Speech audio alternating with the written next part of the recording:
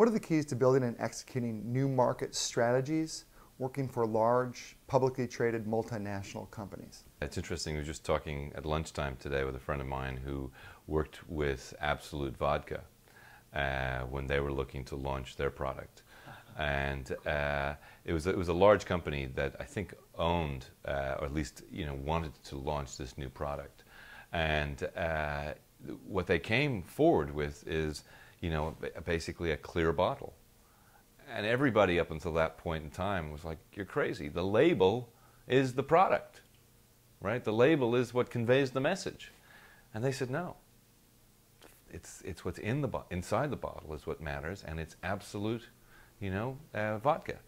And it's crystal clear. And that, right, took a tremendous amount of courage to, go against everybody and be the only clear bottle in the industry. What a fabulous opportunity. Yeah.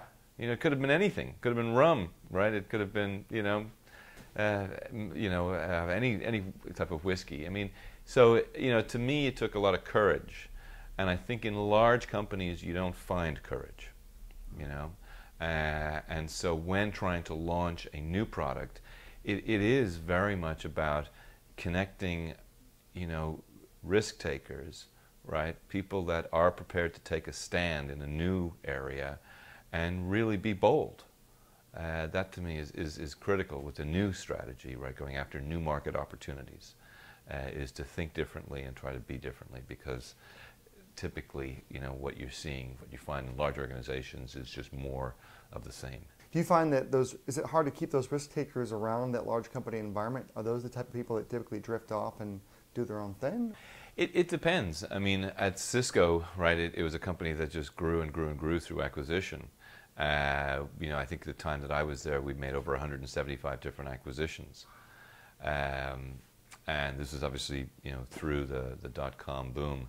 And so to that extent, the company was very, very focused on keeping and retaining.